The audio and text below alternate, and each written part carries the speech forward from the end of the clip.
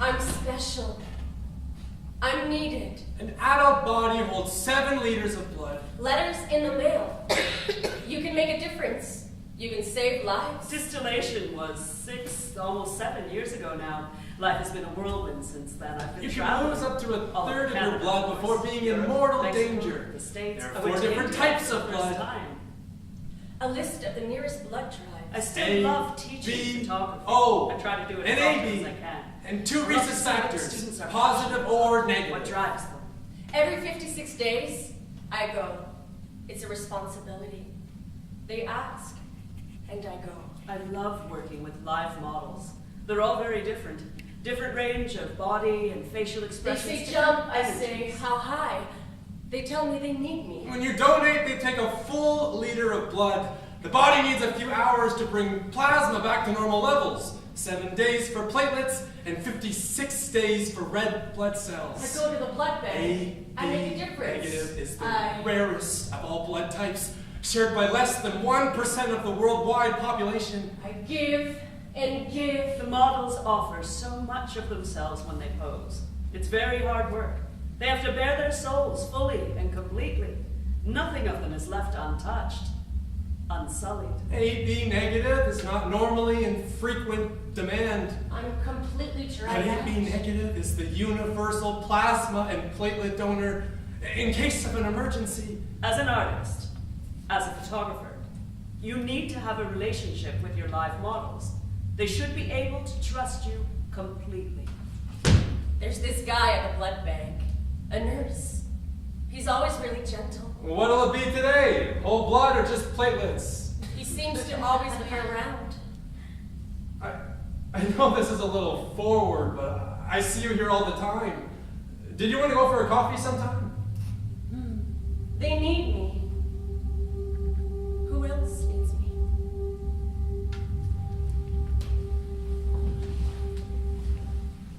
It's the eyes.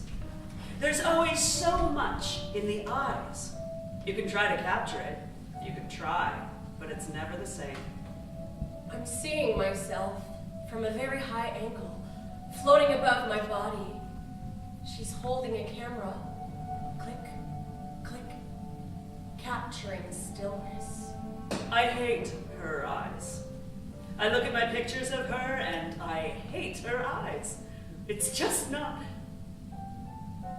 Her eyes are flecked with gold and are just so absent. I can have the best camera, the best paper, the best light, angle, timing, but it's impossible to capture this absence in her. If I look at her photographed eyes, she's a stranger. I don't recognize her. When she shows her work, I receive an invitation. Beautiful, thick, cardstock, silky to the touch. At the gallery, I stand near the windows, clutching a glass of red wine, shivering in my dress. This gallery opens directly to the street, and the opening and the closing of the door brings in the cold. I look at her working the craft. Her craft. Dazzling smile, skin glowing, perfect black cat eye makeup. Everyone is wrapped around her finger. She holds all the strings. Here, she is revered. I hate her eyes. So, I take a heated pin and stab the pin through the paper, gouge out her eyes, the edges of the holes singed. And I can feel her looking at me through the perfect little voids in her head. Sometimes I forget what I look like away from her camera. I look at my hand holding my wine glass, and it looks lifeless and strange. 3-dimensional, but emptier somehow. At the gallery, some people recognize me from her pictures, most people don't. It was my first series with her as a model, years before Distillation. I called it Eyes Translucent. The gallery wrote a spiel about how the artist, that's me, about how the artist removed the subject's eyes to help the viewer connect more deeply with the art. But deep down, the artist, me, gouged out the subject's eyes because they were not perfect. The curve of her back, perfect. But her absent broken, damaged eyes. Her imperfect eyes removed.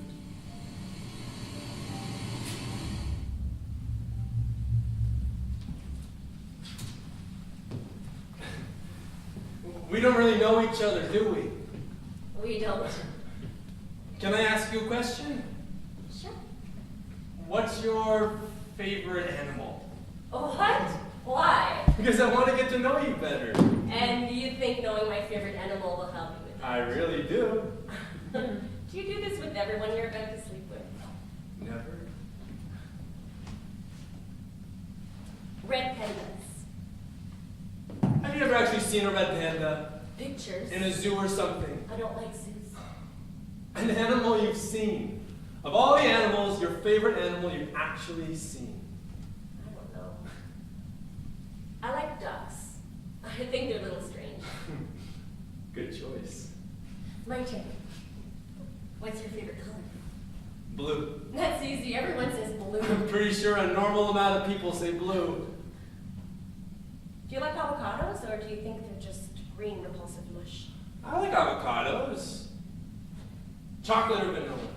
Vanilla. The side of the bed. The one that's not against the wall. And what if it's in the middle of the room? Well, any side, I don't care. Everyone has a side of the bed. Not true. Brothers? Sisters? Sister. Younger. Police officer. You. Brother. Older. A lawyer. What? Imagine if they met. My sister, your brother, lawyer, cop. They might have. Imagine if they slept together. Gross.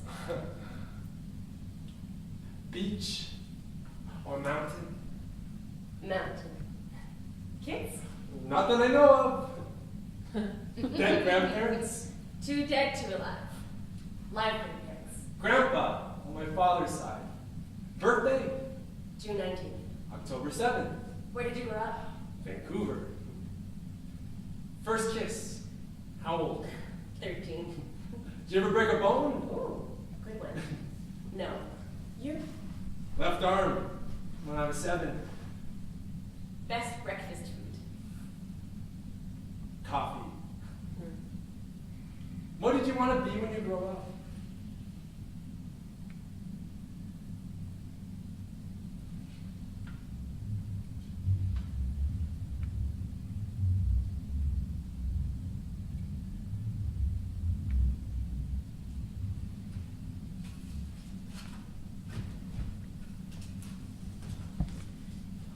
You know how they say dogs look like their owners? Does that mean dogs take on the energy of their owners? I know you don't like it when I talk about energy. To you, energy doesn't mean anything, but I think that's what it means. When she donates, she watches the blood coming out of her arm like it's not even hers, like it's completely removed from her. Dogs with nervous owners will just become nervous dogs, and dogs who spend time around active kids will be active. I call her name, make her sit in the donation chair. I smile at her. She smiles back. Energy. You project your energy onto other people, you just do. As I set up the butterfly needles, the tubes, the machine, it takes seconds for the blood to go up the needle and into the tube. As it does, her eyes become darker as the hemoglobin drains from her skin. Do you want me to stay with you while you make your donation? Every parcel of my skin begs her to say yes. Gloves. If I could just remove my nitrile gloves and just touch her?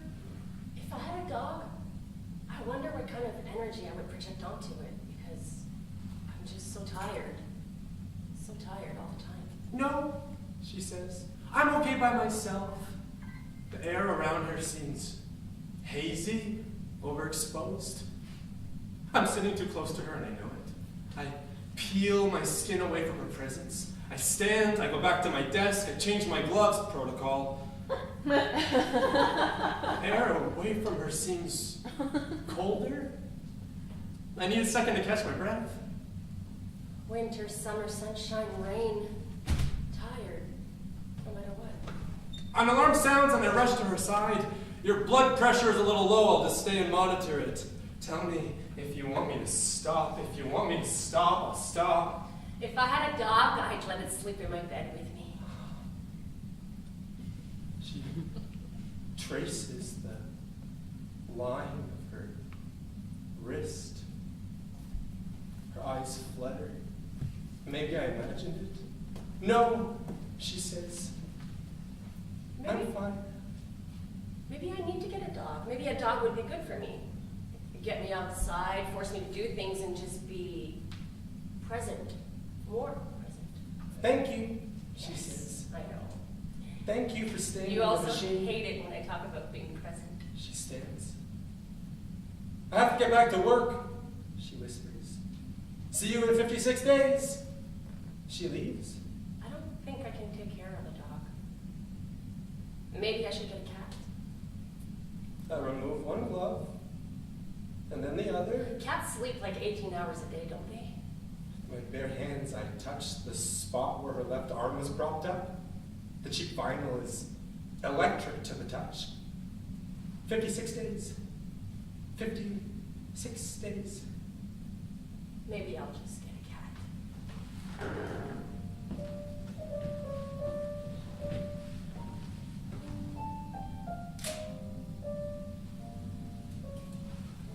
I could tell you I was always an artistically inclined child, but that's not true. What if you drew me? I could pose for you. Why? I'd love to pose for you. But then something changed. I'm not sure how. I'm someone who kind of fell into art at a later age. I think I was 16 or 17 by the time I started being serious about it. By the time I knew it's what I wanted to do with my life. I feel like you have this other life, this other secret life. Art school. Art. That was a long time ago. Well, you never talk about it. I want to know everything about you. Why? Because everything about you is interesting. You're perfect. Photography is voyeurism in a way, capturing something that's hidden. I mostly draw my inspiration from people. I like to observe people, sit there and watch them when they don't know I'm looking at them. I want them to have that feeling that someone is watching them. I want to be the person watching. There's this space between my two front teeth. I'll always have dark circles under my eyes, even if I sleep forever. I drink too much coffee. My nails are brittle, they break all the time. There's something very inspiring This mole about on death. my thigh. There's a reason I death know. has been a theme for so I many never artists. floss, I'm at the dentist. I Well, don't just care this about morning, it. a My bird right flew breast is into my larger than my window left one. and then fell to the My ground, lips are always knocked dry, out, no matter what I but put on it them. wasn't I dead. lose pens constantly. It managed I'm to running, fly I away have a few terrible minutes posture, later. I can't sing. I'm always hating The my brink legs. of death. I feel dumb when the That conversation is veers that towards politics. moment. Art. I can't draw anymore. I can't even hold a pencil. It's just so heavy in my hand. I don't have anything left. Empty veins. Bone dry. I can't draw you. I know too much about you.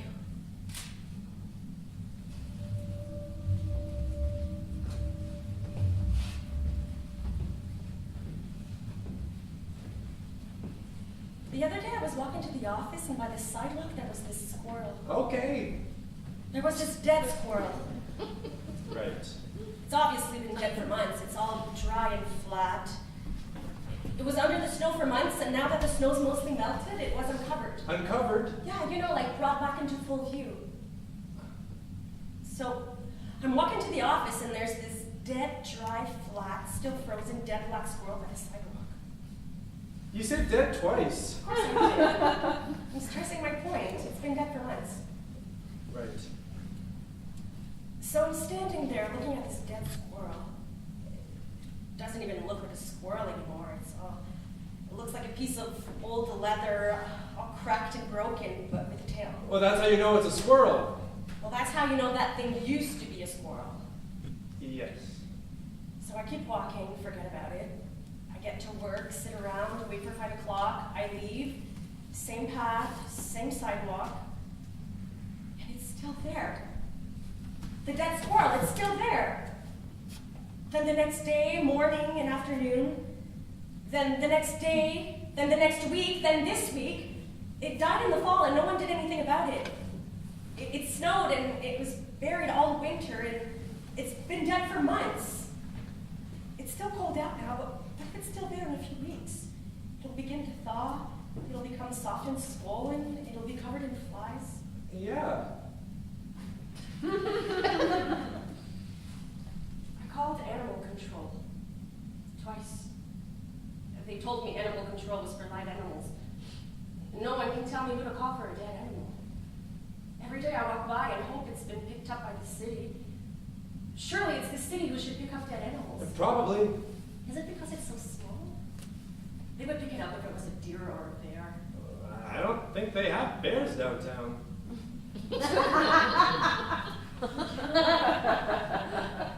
You know what I mean? Like a raccoon or a dog.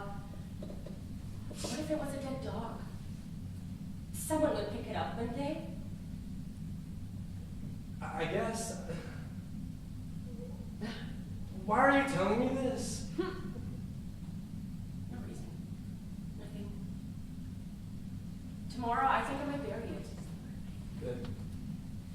Dead, flat, leathery, cracked squirrel?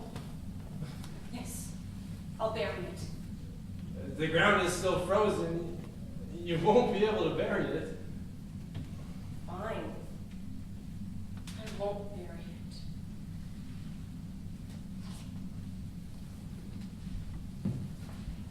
I have this craving for meat. Venison, deer meat, the smell of it, the wild, savage taste of it. Deer meat tastes like cedar trees, like swamplands, like forest fires. It tastes like great, vast expanses of woodland, like trees with dying limbs, like rotting leaves, like thunderstorms. It tastes like gasoline, salt, iron. I'm very aware I'm eating something that died. I leave the meat to thaw on a plate on the kitchen counter. Throughout the day, I come into the kitchen to look at it.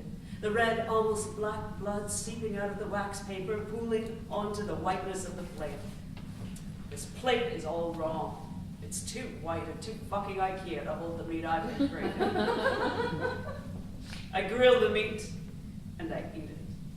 I hold it in my hands and I eat it, ripping at it with my teeth. The juices dribbling down my chin, the grease on my fingers leaving marks on my wine glass. I drink wine, I don't know anything about wine, and I don't care. Meat, wine, seeping into my veins. I drink the entire bottle of wine, head spinning, filaments of meat stuck in my teeth, my cracked lips stained red. I'm stumbling, heavy, out of focus. I put my hand in the pool of blood on the plate. The blood drips to the floor as I bring my hand to a blank canvas leaning against a wall. The canvas soaks up the blood and the grease. I haven't painted in years. Haven't painted since I became known as a photographer. Who cares? I was never good at it anyway. Not like her. Jessa. She has a painting in her blood. Again and again, I take the blood in my hand and smear it on the canvas. The last few drops I lick with my red wine-stained tongue, and I stumble into bed without washing my hands, without brushing my teeth, without cleaning anything. In the morning, head pounding, thirsty, filthy, the smell of meat clinging to my skin, I look to the canvas. The blood, so beautiful last night, is caked, brown, with spots of black soot over it. I love it, I whisper, as I fall back into bed.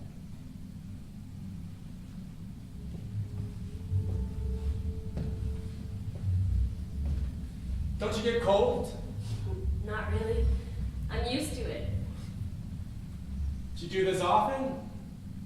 I thought your office job was good money. It is, but a little extra never hurts. When I moved here, I used to wait tables to pay for school. Figures. You look like someone who would wait tables. You might even have been my waiter in another life. Did you ever go to Alejandro's on Clark? It's a Mexican place. No, is it good? Not really, but I worked there. Mackay's Pub. The one on Sheraton? Yeah. No, sorry. I was a good waiter. I'm a good model. I'm sure it's hard to stay still for so long. It's like anything. I'm sure it's hard to balance 6 plates of food and a tray of beers. Can I see drawings of you? You already see me naked all the time. It's not the same. See what the drawings capture. No. Why not?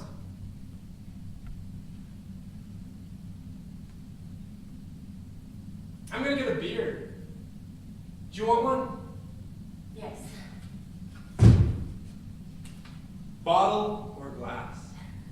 Bring it to me in a glass, on a tray, like a waiter. Is that one of your fantasies? I just want to see what it would be like. What if we had met when we were 22, when you were serving tables at Mackay's Pub? I don't think you would have noticed me when we were 22. I slept with 4 waiters when I was 22. Are you sure you've never been to Mackay's Pub? Who even knows anymore?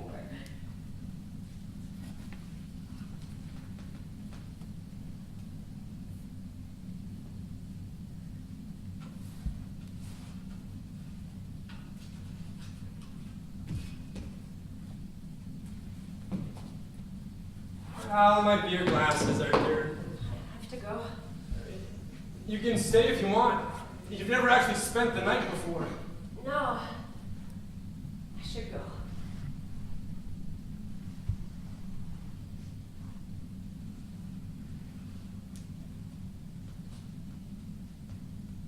Chicken pox made holes in your skin. Minuscule craters. One on your forehead, one on your left shoulder, one on your lower back. I imagined all of them making a connect-the-dots picture of your body, of your whole childhood. I can always find the scar on your lower back, even in the dark, and I like to put my index finger in it when you're on top of me. This scar reminds me you're real. The first time we fucked in my apartment, a block away from the blood bank, you were being really gentle with my arm, but the gauze fell anyway, and now there are 3 drops of my blood on the white fitted sheet of my bed. I washed it, but it's still there. The scar of the first time you were in my bed. After my head spinning from the taste of you and the 1 liter of blood I was missing, you took a cookie out of your scrub pocket, unwrapped it, made me eat it. You came prepared. When you reached down to the floor for your scrubs, I noticed your scar for the first time. Maybe it's the dizziness. Your scar is haunting me. I took my finger to the droplet of blood pooling in the crook of my arm and filled the crater on your back with my blood. Me inside you. You never noticed. You gave me a cookie. I left it half eaten on the windowsill and we fucked again. I feel better. I'm fine. Again, yes. Again, please, I'm fine. Spinning, lightheaded, afternoon light pulsating under my eyelids, seeing spots. It was only when I put my index finger in the crater of your chickenpox scar that everything calmed down. Everything stopped moving. Your scar makes everything solid.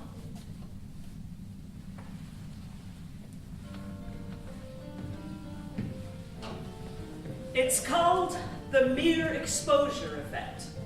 We develop preferences for things, images, sounds, colors that we find familiar. In the real world, You know, that thing outside the confines of this fine arts program. In the real world, the mere exposure effect is most effectively used in advertising. Think of how many company logos you see on a day-to-day basis. Studies show that most third graders can identify upwards of 50 company logos, but only 5 to 10 types of trees. We love the brand because we are familiar with its image. Advertising companies use this all the time.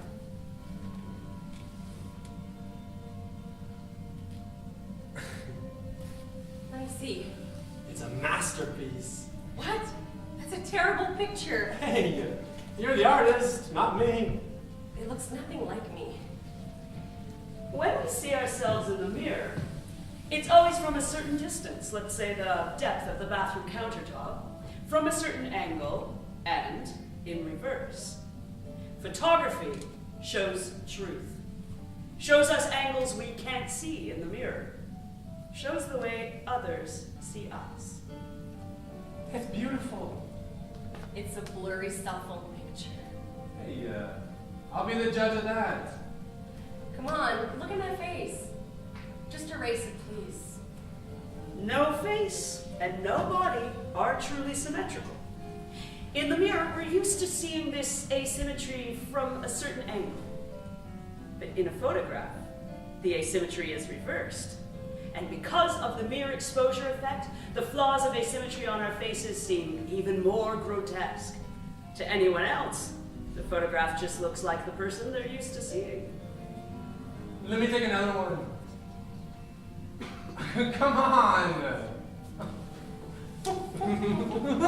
Okay, truce! Keep your blurry pictures. Oh, wait.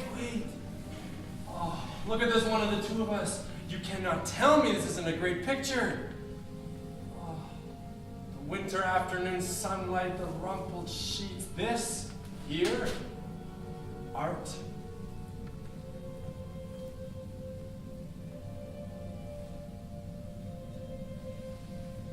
I look happy. Is that a bad thing? I'm gonna take a shower. Make yourself at home.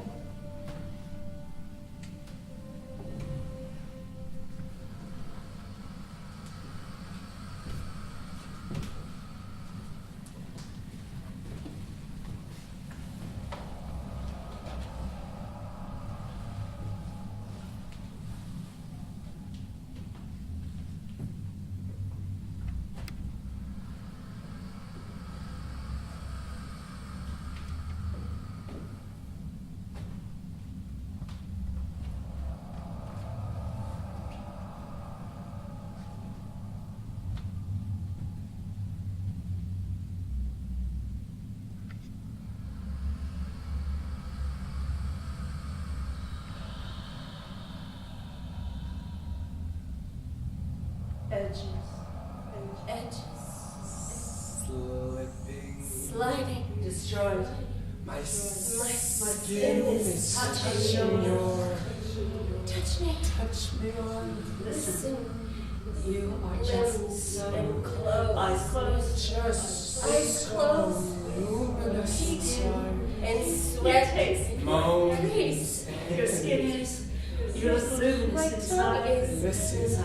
Hair in my touch. Listen closely.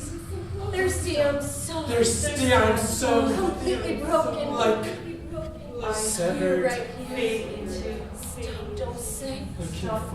Looking for anything to hold on. You taste like You taste completely broken. like severed. My skin on you. You are just. I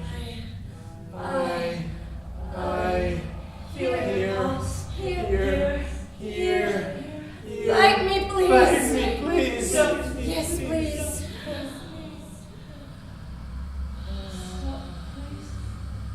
Here, right here. Stop, don't say. Again. Listen, your skin is rushing. My skin. You erase me. Open your eyes. Your skin on rise. Don't trust. Close. Here. Eyes. Shattered and broken. Yes, please. Bit. I bit. Listen. I bit. I-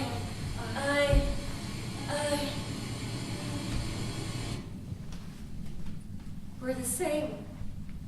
Your skin and my skin. The same. I could wear you like a coat. You're bleeding, Jessa.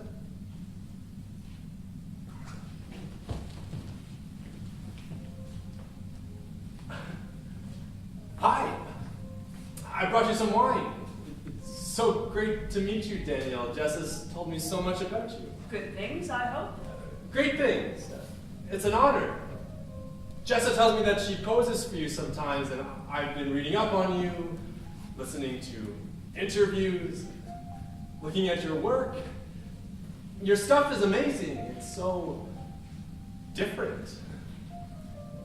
Sorry, it's just great to finally meet you, Danielle. It seems a little surreal to be invited to your place for dinner. Why is that? I don't know. You're someone everyone talks about. Everyone. The papers, the internet. People talk about you, about your work. You're a celebrity. Am I? I think you know that you are.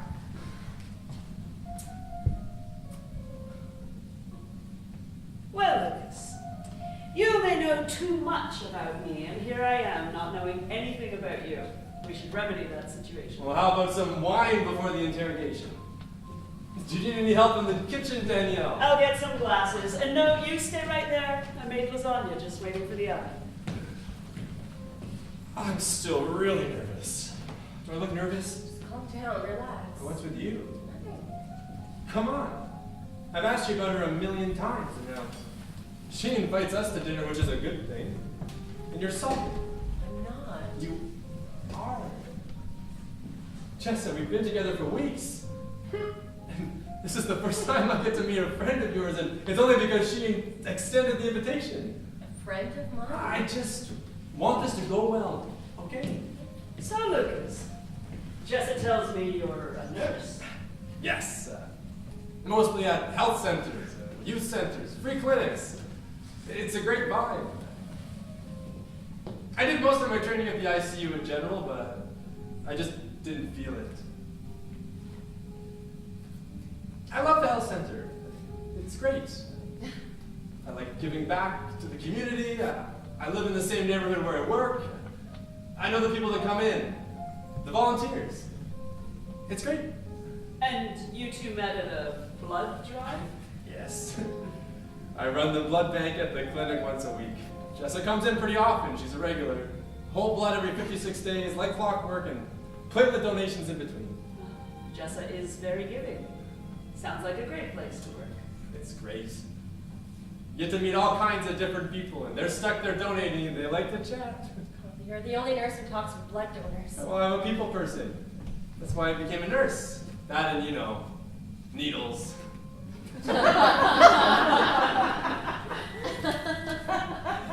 No, let me, I insist. Oven mitts are by the sink. One lasagna coming up, ladies.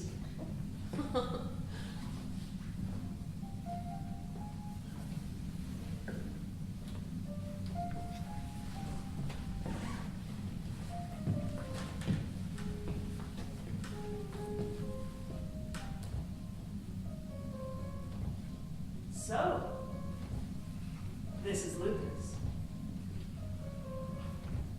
He's nice. He's a good person. We're getting along. He's in love with you. He's not. Whatever you say, Jessa. Interesting choice. Is that the reason you invite the two of us to dinner? You wanted to see him for yourself? I've known you for 10 years. You've never invited me to dinner. You've never invited any of the other models to dinner. I don't. You only invite other artists. Maybe you're not the one I invited to dinner.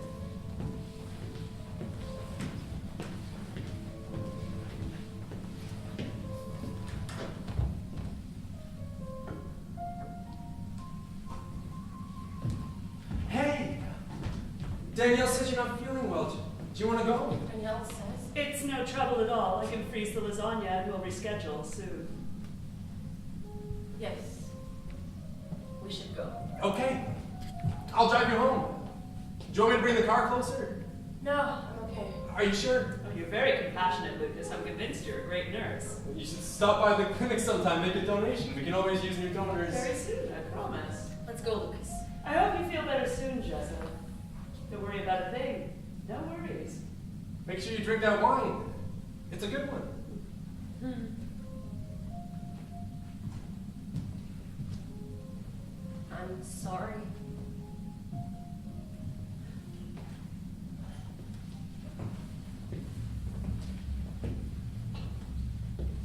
Home, stunned, eating toast for dinner. Text from Lucas. Are you feeling better? Let me know if you need anything. Text from Danielle. You're better than this. Stop wasting my time. Text from Lucas. Do you want company? Text from Lucas. Shitty movie and tea? Text from Lucas. I'm sorry you're not feeling well. Text from Lucas. We'll reschedule. I really do want to get to know her. You talked so much about her. Text from Lucas. Seriously, a movie and tea. Text from Lucas. Okay. Feel better. Sleep well. I'll call you tomorrow. The next morning, heavy snow falls, burying cars and sidewalks, muting the city's softening edges. I walk around for hours and end up on Danielle's street. From the street, her apartment windows are dark, but the windows of her studio and the loft next door are ablaze with white work lights. It's like she knows. She walks up to the window and sees me across the street looking at her. Suspended time, thick snowflakes. A red and white blur crosses between us, the number 7 bus heading south. The rear of the bus is caked in brown snow. I look back to the building across the street, but the window is now empty. The air between me and her feels almost liquid, thick, humid. The work lights of her studio are turned off. Her living room light is turned on. Curtains are drawn. The snow gets heavier. The wind howls. I walk back home. It takes me an entire pot of coffee to feel warm again. Stop wasting my time, she said. Stop wasting my time? Text from Lucas. Feeling better? Lunch. I'm off at 1 p.m. I don't answer.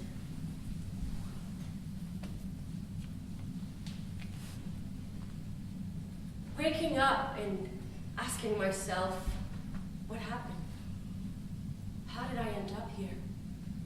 Sitting in an office tower of gray walls and gray carpet and gray people, entering forms and numbers in a computer database called HTSTP. I never remember what the letters mean, and I don't care. Spin once, enter 3 forms. Spin, 3 forms. Spin, coffee. Spin, 3 forms. Spin. No one cares if I'm here or not. Saeed comes by my cubicle. Working hard, or hardly working.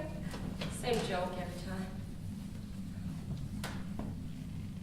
One day, some Tuesday or maybe Wednesday, I walk into the building lobby, peel off my scarf and toque, fish out my ID card, and then I see it right in front of me. 2 men are hanging a painting on the wall by the elevator. The piece is beautiful. It grabs you by the throat. It's huge, colors everywhere. I'm stricken, glued to the spot. Crazy, isn't it? It's Shauna, the security guard behind me. I jump a little. Some up-and-comer artist. It's on loan from the Canada Art Bank, she says.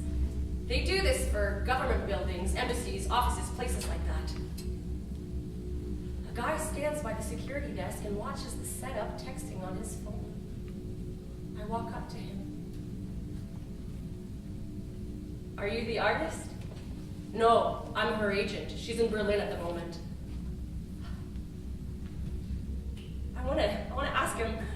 tell him how beautiful it is. I want to know where he works. I want to know everything about the painting, but he goes back to his phone. I move a little closer. The title card is already on the wall. Tamara Gasyevich. I know her! I turn back to her agent. I want to tell him I know her. I want to tell him I was in art school with her. I want to tell him I'm so moved by her work, but I catch a glimpse of myself in the mirrored elevator doors. Standing there, holding my ID card. I work here. I work here. There's nothing left to say. I head upstairs, spin on my chair, drink coffee, and head out to happy hour with Saeed and the others. Awesome, Jess. You never come to happy hour. Today I'm going. I drink 1 beer, 2 more, shots of something or other, and all I remember from happy hour is shoving my tongue down Saeed's throat by the bar, inviting him to my place, him saying no, saying I'm too drunk.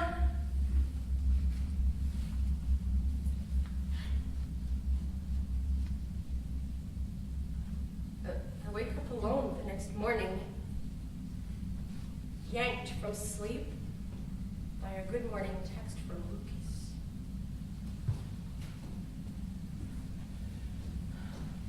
I head back to the office. In the lobby, I don't look at the painting. Fuck Tamara Gasyevich. Saeed doesn't come by my cubicle. I spin on my chair. I feel nauseated. I stop.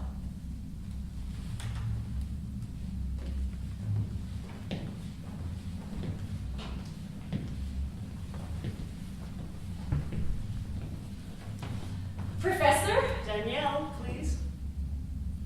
Danielle. What do you need?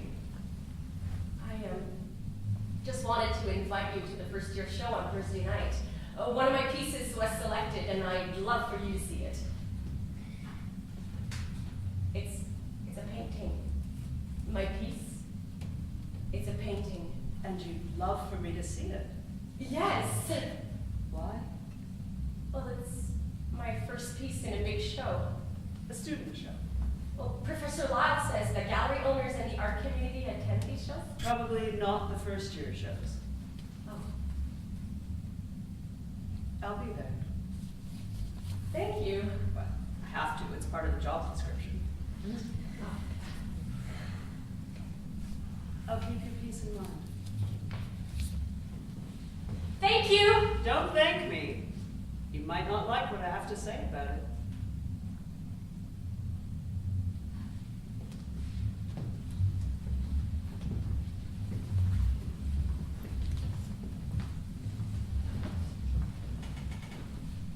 How's your arm? It's fine. It's a little sore, but nothing too bad. Well, that's good. Yeah.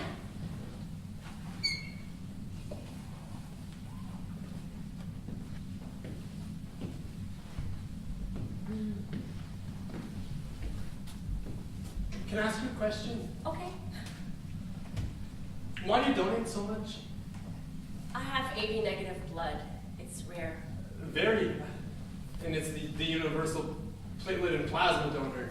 Well, I've been doing it for years, since I've been out of school. I get calls to ask for donations, and sometimes emails with a list of blood drives near my work or my place. And you just go. Why not? If it can help. It doesn't hurt. Still, the body needs time to compensate for all that blood loss. It's hard work. And iron supplements can do a number on your liver. Sometimes I think that donating blood is the only thing I do that has any repercussion on the world. I'm sure that's not true. Still, we rarely see people that are this committed. I have a friend, O negative, universal donor. He never donated blood.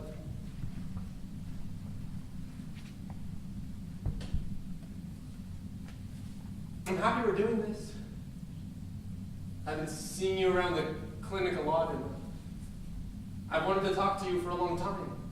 Why didn't you? I don't know. nurse, patient. I didn't know how you would react. We're not getting married, it's just coffee. True. Very true.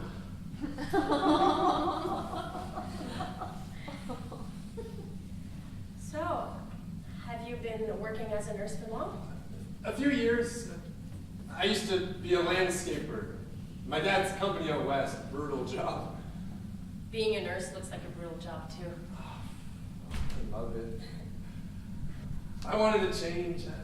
I don't have some grand story of some kind of a calling, but I wanted something different.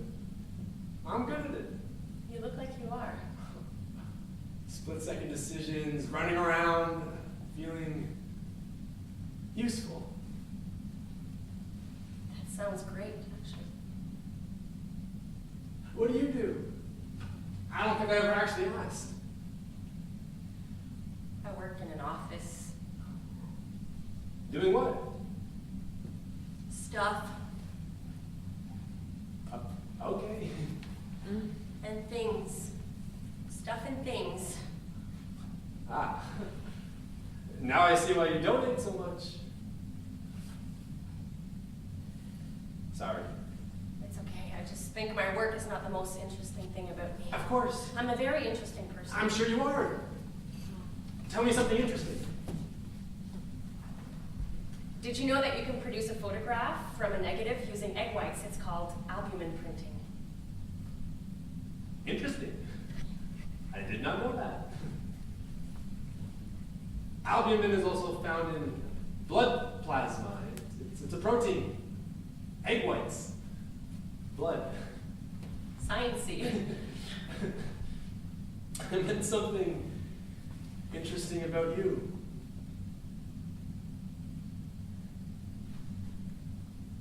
This scar. It's my first and only experience with welding. Welding. Art school. Art school? Really? Wow.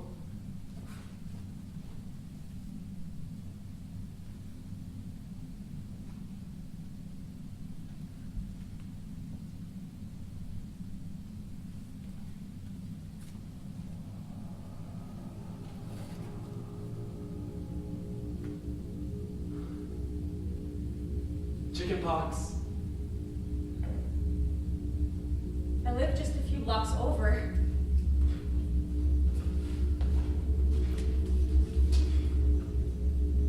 Are you coming?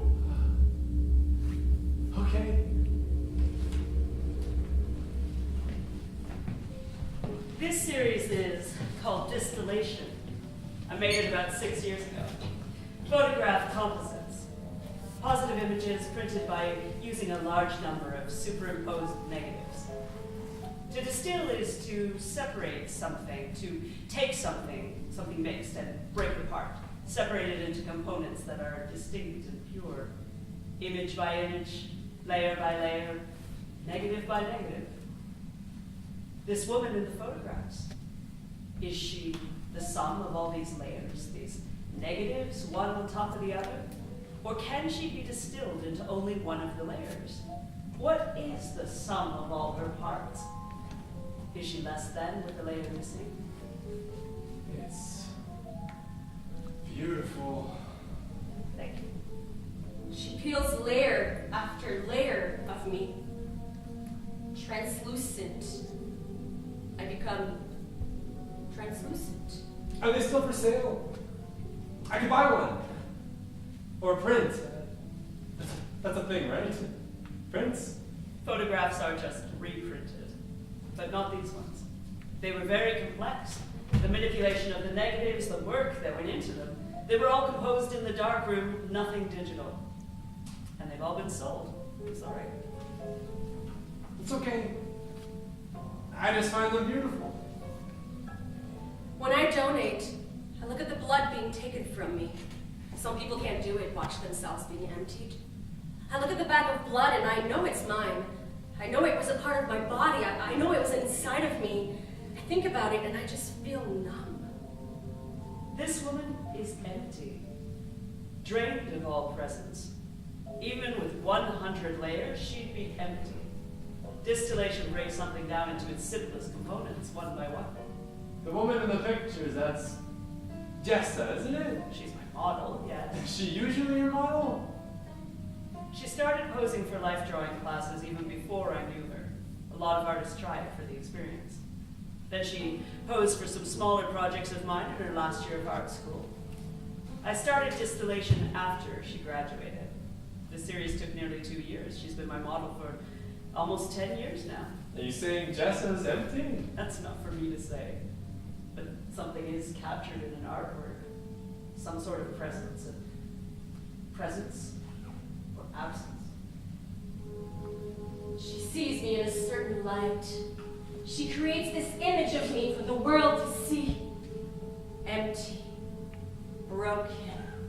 She gets under my skin. That's what she does. Have you seen any of her work? Jessa's? She won't show me anything she's done. I've seen her work, yes. I used to be her teacher. Is that how you met? It is. I feel like I don't know anything about her. Jessa hasn't done anything in years. She was very talented. Everyone said so. She had offers from galleries, agents, and then one day she just stopped. She dropped everything. Why? It hits you when you least expect it. She's clutching your throat in her claws, and you don't notice at first it feels fine, but then it hits you like a wave and you can't breathe. Why? That's hard to say.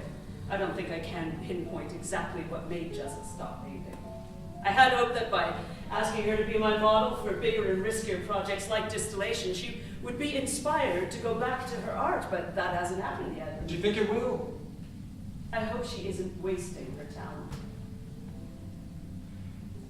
Did you have any of her work from when you were her teacher? No, nothing. I'm sorry. I feel like she hides a huge part of who she is from me. Does she know you're here, Jessa? She's at the office. No, she doesn't. Will you tell her that you came by? Should I? That is not for me to say. Someone once said to me, "Oh, you have Danielle in first year photography. You'll see. She'll destroy you. She'll make you so amazing after." And I wondered, after what? If she gave it all up, the art, she wouldn't pose anymore, would she? You may know her more than I do. I don't think that's true.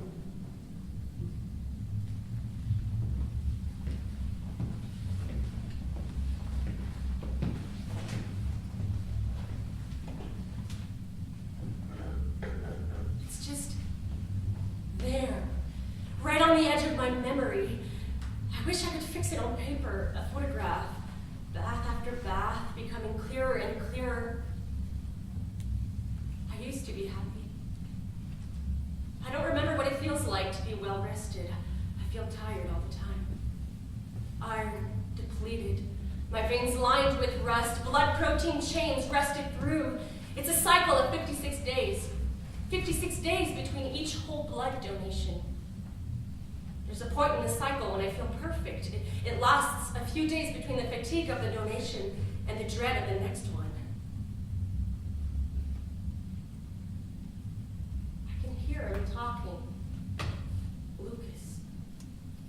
I know he's talking, but it's just a strange soundscape, like background music in a restaurant, soft and sexy to encourage drinking in secrets. I know he's talking. I can see his lips moving. He talks with his hands a lot. He never does this at work. When he wears his blue scrubs and works with patients at the blood bank, every little movement of his fingers is precise and meticulous. Why do his hands move so much? I try to listen, to actually catch the words and figure out a pattern of hand movements with what he's saying. Music. I wonder if he ever played music. Piano, maybe. I can see it. I can picture it. In black and white, with a slight haze around the edges. Him sitting at a piano, sheet music in front of his eyes.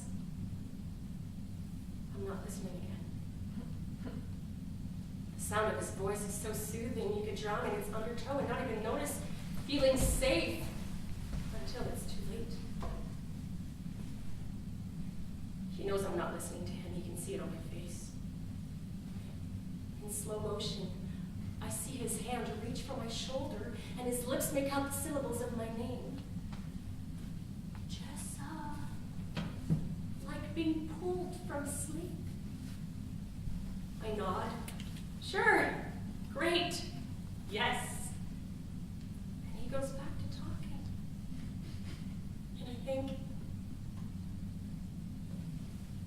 I used to be happy.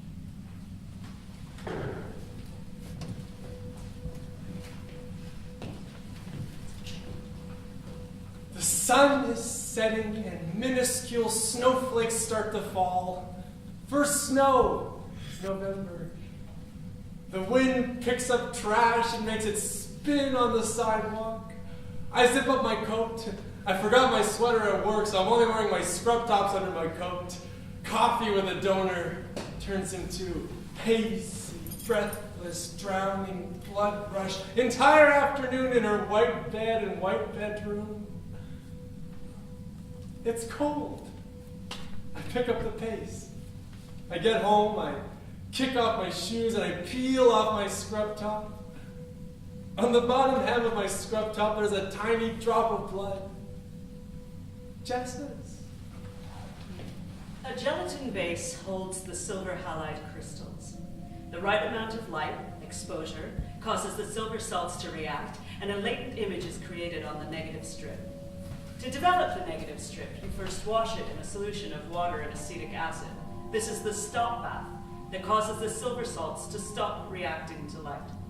Next, the strip is put in a fixer bath, usually ammonium thiosulfate. The fixer bath liquefies the rest of the silver salts so they can be washed away, and the latent image is fixed onto the strip. All of these steps are done in total darkness. Even the smallest amount of light will destroy all your work. I didn't even ask her for her number. I take out my laptop and I Google her name. On the second page, there's a website for an art gallery, and underneath it says, artist we represent, and her name. It has to be her. I click. Dead end. The page you have requested no longer exists. I type in her name and artist. Her name and visual artist. Her name, artist, and the city. I try everything I can think of, and fewer results turn up each time. The strip is then washed again and dried. Negatives can become positives by being projected through an enlarger and fixed to photopaper using the same baths, becoming a true photograph. My phone beeps. Text message from a number that I don't recognize. You left your sweater in my bedroom. I turn off my computer. I put on my boots and my coat. I walk out the door. I backtrack to her place. I knock on the door. She opens. She hands me my sweater. Your skin is so... Did you eat something? You just donated. That was hours ago. Do you want to go eat something? Let's eat here. What do you have? Nothing. My skin prickles. I can't breathe. Her eyes, unblinking pools of darkness. She goes to her room. I follow to the bare and white walls of her apartment. I let my sweater fall to the floor by the front door. There. Everything is... Stop, Just- please. Not this. Not this. Stop, please. Bare walls. Your eyes. Shattered and broken. Shattered. Again. Your I- skin is Completely broken. And I fall. Oh my And God. I'm translucent. like that. Bare Happy. walls. Completely Your broken. skin is Please. Iron things. Feel this eye. Happy. Completely broken. I- No. I Are you happy?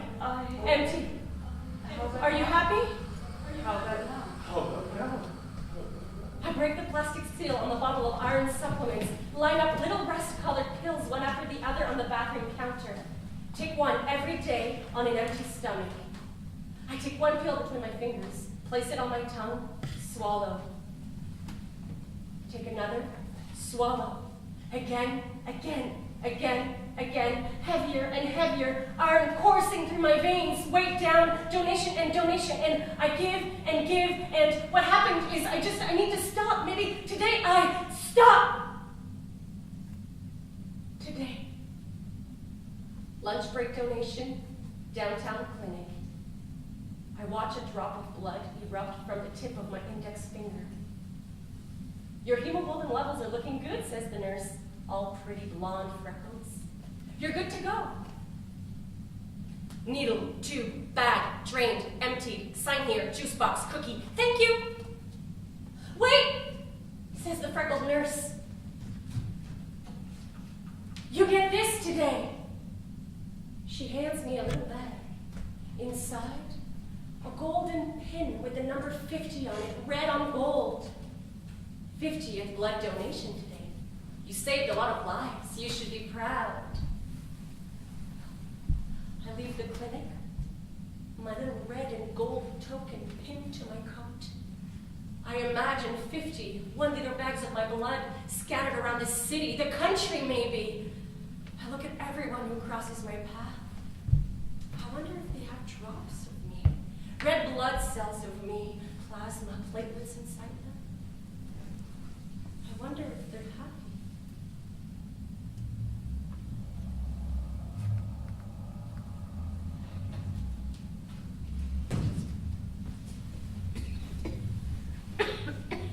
Please tell me. I want to know. There's nothing to say, really. It just didn't happen. I don't understand how someone can just give something up that they've been working towards for their entire life. It happens all the time. You hate your job. A lot of people hate their jobs. Do you have to like your job to be happy? I think you do. Well, a lot of people hate their jobs. Well, you hate posing. I don't hate it. You don't love it.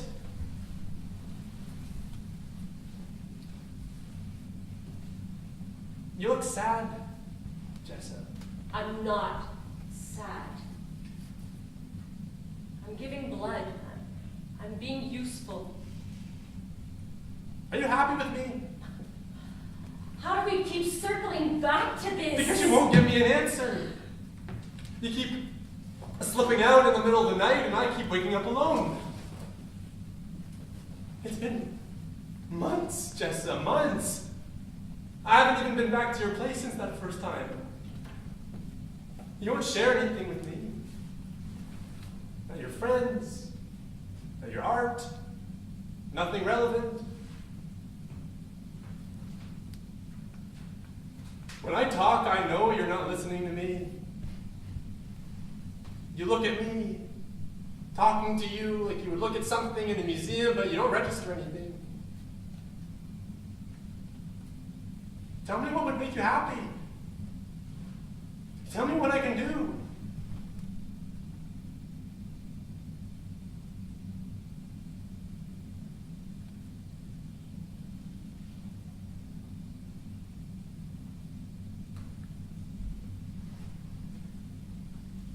There's nothing you can do. Please.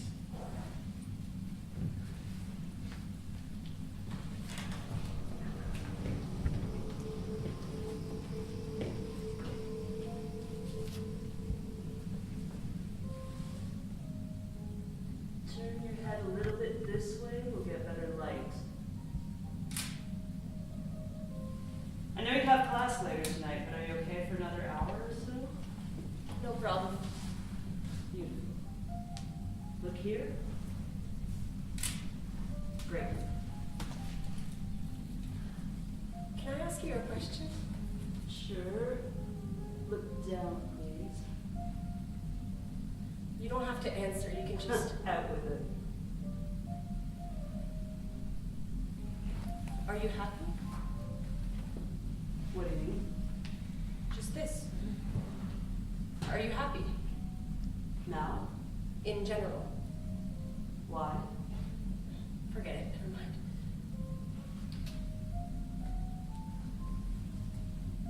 Are you happy? I'm not sure. Your final project is due in a few weeks, and you'll be done with school. Yes, my final project. You're nearing the end. You're tired. It's natural. I see it all the time. Things will be a lot clearer after your final show. You'll be making waves soon. Sure. Don't sell yourself short, Jessa. I would have killed for such raw talent at your age. Trust me when I say this. You're going places.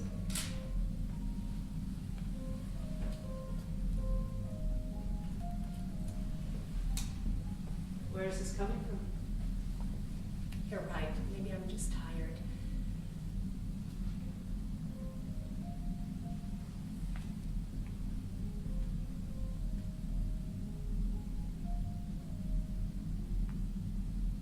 I am happy. I love my life.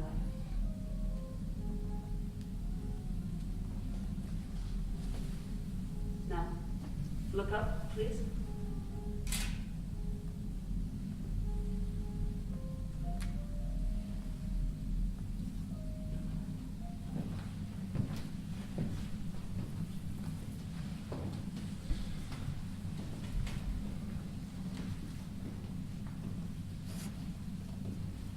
She's rolling over beside me in the bed. I lie between sleep and consciousness. She grabs her bag and her clothes from the floor. She walks out of the bedroom and slips into her clothes soundlessly in the hall. I'm awake now. I can see her. I'm staring right at her. But in the dark, she can't see me. She grabs her boots and she puts them on. She takes her coat off the hook and slides into it, but she won't zip it up until she's out of the apartment because of the sound of the metal zipper. I hear the door close very quietly. I grab my phone from the nightstand. 2:07 a.m.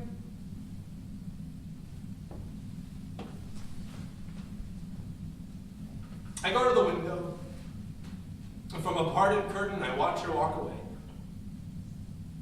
I get dressed. I walk out of the apartment, down the stairs, to the street. I follow her. She walks with her hands in her pockets and the hood of her coat up.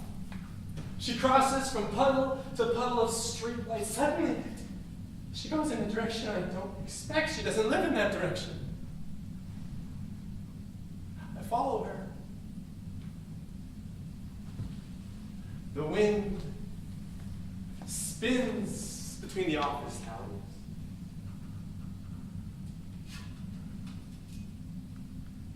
She stops. She takes a few steps into an alley. She crouches down. She fishes something out of her bag. I see the light of a camera flash. She walks away.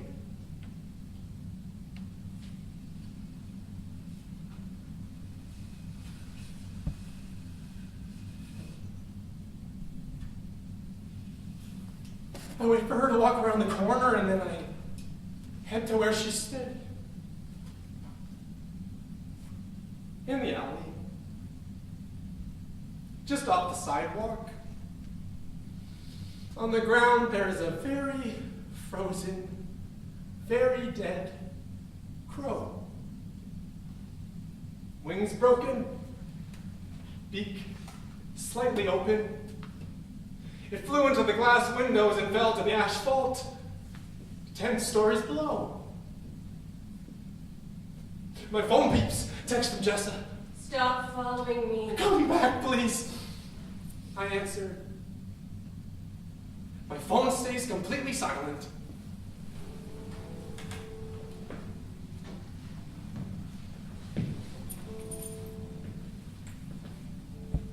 The white walls of the gallery are covered in pictures of Jessa. Letters on a steel plate by the entrance, my name, and the title of the show, Distillation. I made them. These pictures, I created them, but they still throw me. She's beautiful, Jessa.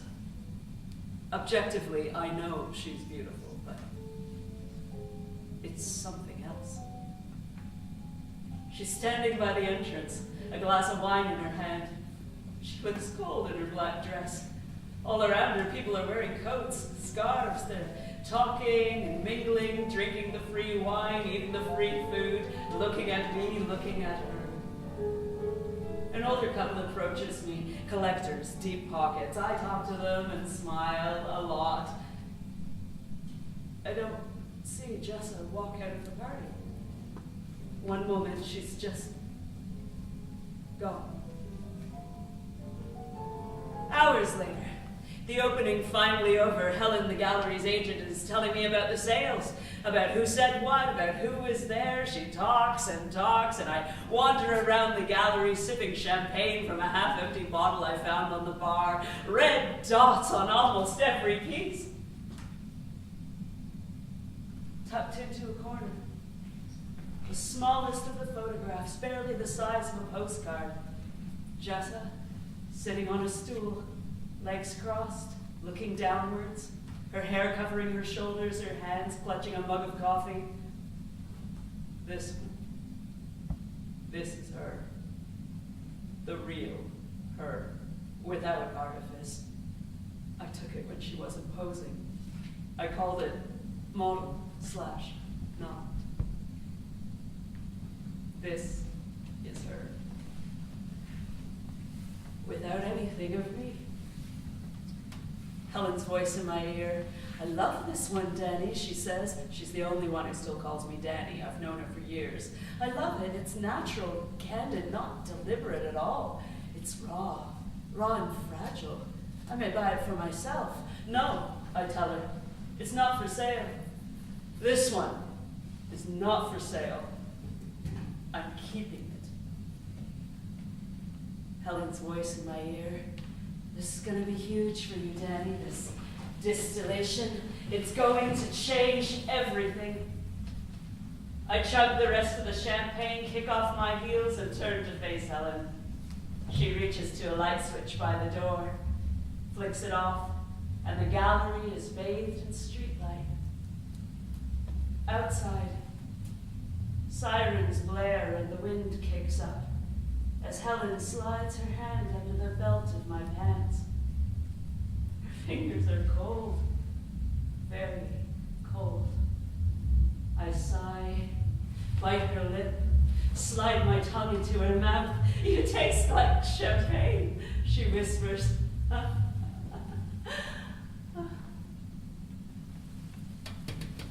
I awake in the early morning light, Helen's hand on my hip.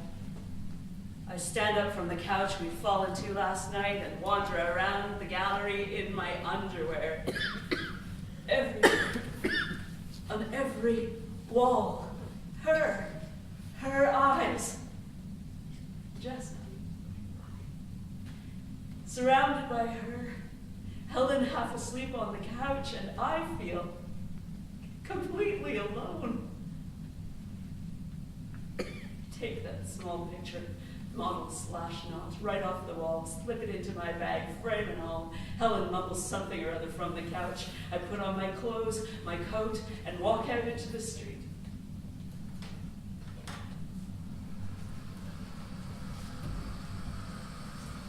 I don't really know what happened. I just woke up one morning and decided it didn't matter anymore. Nothing mattered anymore. I was lying in bed, head turned to the side, eyes open. All I could see in my field of view was my final project from school resting on a wall. A mixed media piece, photography, charcoal, ink, textiles, a little bit of everything in layers. The more I looked at it, the more alien it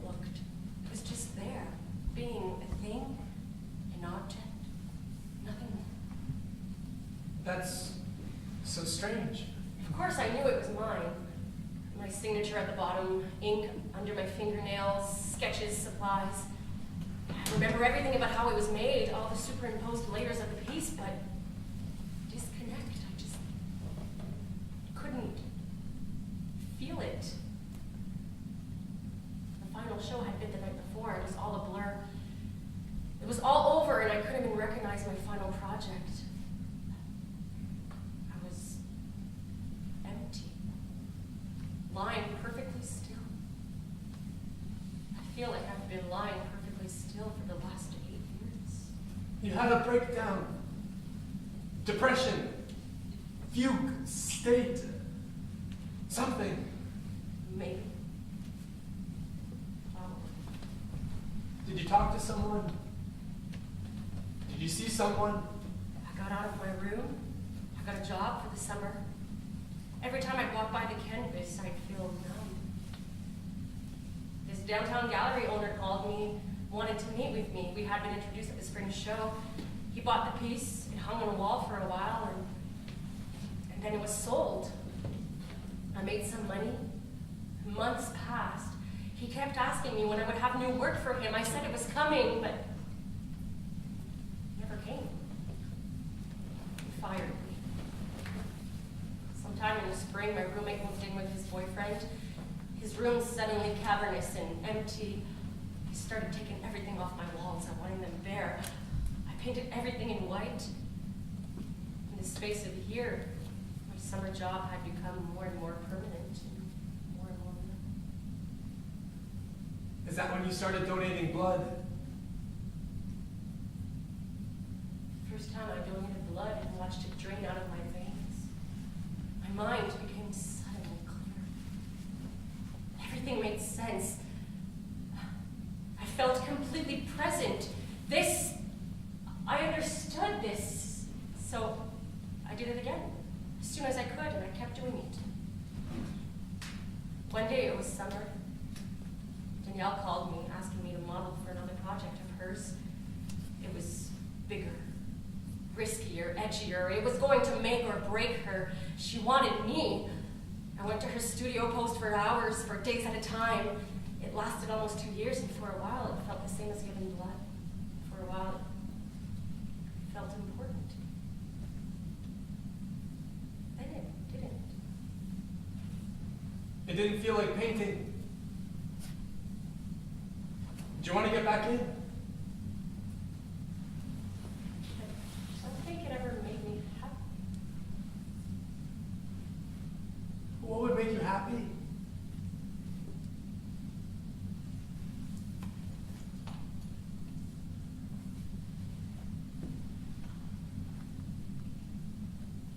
What would make me happy is if you stayed. You stayed until the morning for once. If we could wake up together and go for breakfast. Or get a coffee and go for a walk around the park. Maybe we could see a movie in the afternoon. Oh, I want to cook you dinner. And I want you to stay over again tomorrow. And then the next day. And again. Again.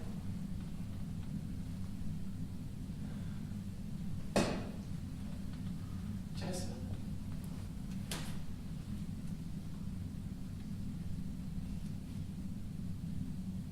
I'm so sorry.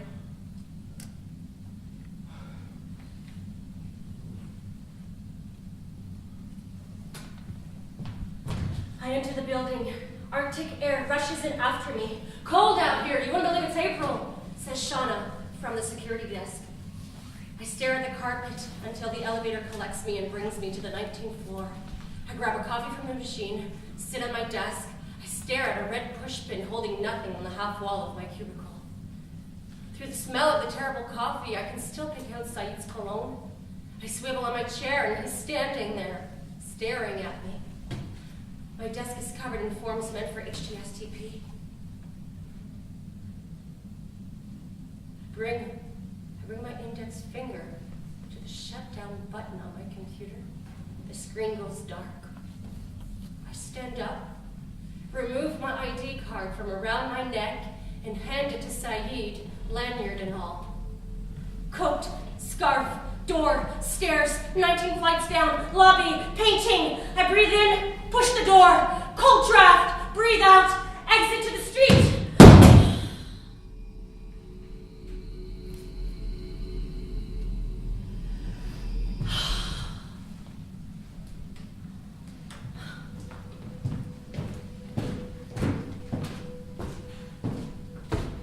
I see a lot of myself in her. It's her skin. It's the touch of her skin, the pattern of the veins on her skin. She was miles ahead of everyone else in her class. Technique, commitment, thought process, miles ahead.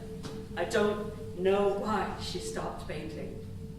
I hope she'll come back to it. Every time I slide the needle into her skin, every time the needle pierces her skin, I want to rip out the tubes and take her in my arms. Tell her that she's given enough. Tell her that she can stop. 6 years ago, distillation made my career. Pushed me farther than I had ever been. Made me the artist I am today. She and I, symbiosis. One time, I took her phone out of her bag and I thumbed through the pictures. Picture after picture after picture. Dead animal, roadkill, crushed, bugs, half a bird, flattened squirrel, swollen raccoon, a disarticulated orange tabby. Her collection is immense. I don't know what to do with that. When I saw her mixed media piece from the final show in a gallery downtown, I bought it right away and hung it in my bedroom. She's never seen it hanging on my wall. It's magnificent. The gallery asked if I wanted my name passed on to the artist. I refused. It's better like this. I bought it because I wish it were mine. Because it's beautiful. Because I don't think I could have done anything like that at her age.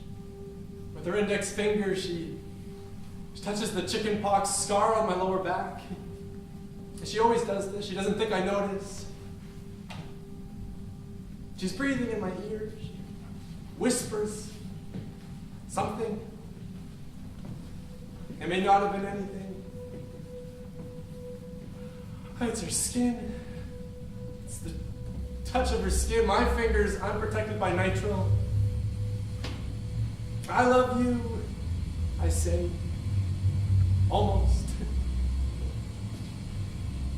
I don't say anything.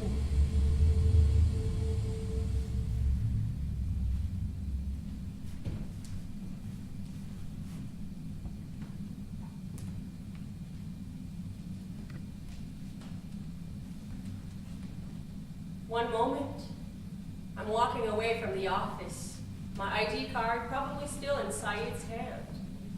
The next moment, I'm in my white, too white apartment, throwing things in a red weekend bag. Click, I'm walking out of the apartment without locking the door. Click, I jump into a city bus, then another. Click, ticket in hand, I'm standing on the platform. Click, train, click, I sit down, window seat. I look at my fingernails and the rain-soaked gray expanse of the landscape. Click, another train, then another. Click, morning. Click, afternoon. Click, night. Click, morning again.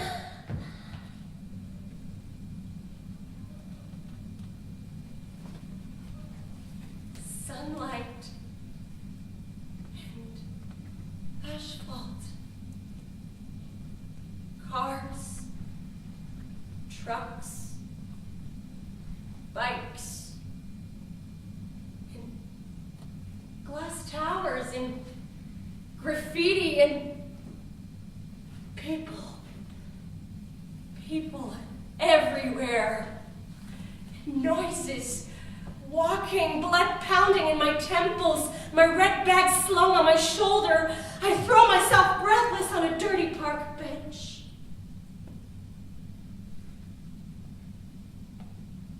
Nearby, children wearing colorful coats, flat skirts, and shiny shoes run back to a woman who calls out to them, leaving behind knobs of sidewalk chalk.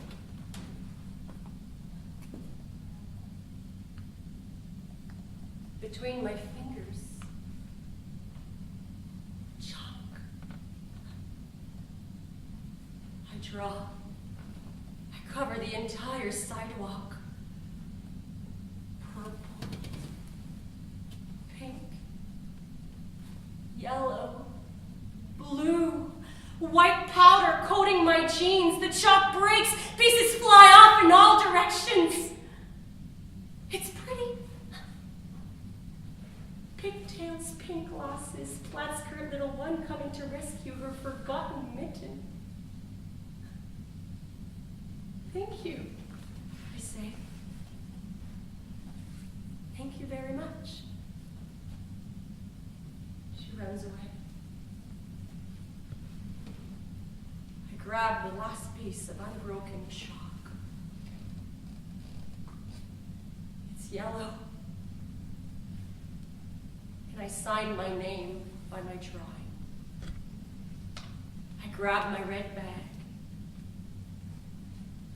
I have nowhere to go.